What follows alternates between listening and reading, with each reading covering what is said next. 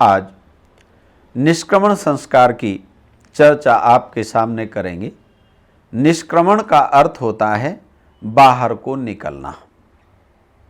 निष्क्रमण संस्कार 16 संस्कारों के क्रम में छठा संस्कार होता है।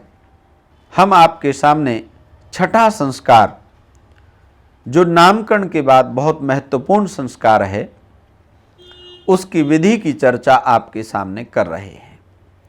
जैसा आप सब जानते हैं, बच्चा यदि केवल घर में ही रहेगा, उसको सूर्य का प्रकाश और बाहर की ठंडी हवा नहीं मिलेगी, तो उसका शारीरिक और मानसिक विकास अच्छे प्रकार से नहीं हो सकता।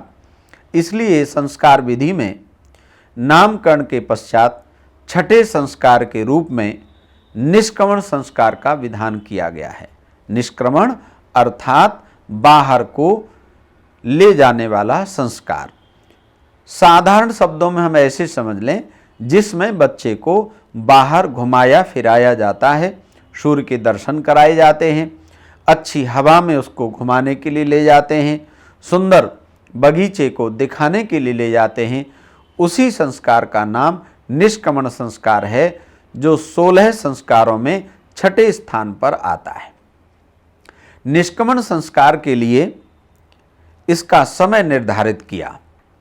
संस्कार विधि में लिखा है कि चौथे महीने में निष्क्रमण संस्कार अवश्य कराना चाहिए, अथवा इससे पहले कराना चाहें तो तीसरे शुक्ल पक्ष की जो तृतीया तिथि है, उस तिथि को निष्क्रमण संस्कार संपन्न होना चाहिए।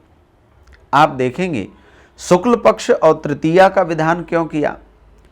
क्योंकि निष्क्रमण संस्कार में ही रात्रि के समय चंद्रमा का दर्शन कराया जाता है। इसलिए ध्यान रखना, एक एक बात बहुत महत्वपूर्ण है।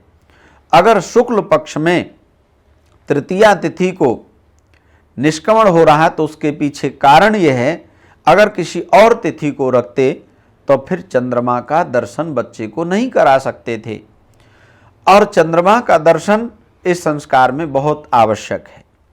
अगर तीसरे शुक्ल पक्ष में नहीं हो पाता तो चौथे महीने में निष्क्रमण संस्कार अवश्य कराना चाहिए, क्योंकि 4 महीने, तीसरे शुक्ल पक्ष से लेकर के 4 महीने तक बच्चे की जो नेत्र ज्योति है, आँख की जो पुतली है, उसका पूरी तरह से विकास हो जाता है।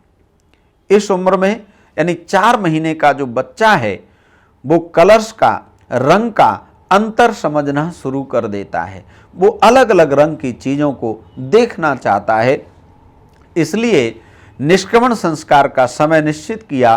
3 शुक्ल पक्ष के बाद 4 माह तक निष्क्रमण संस्कार होना चाहिए।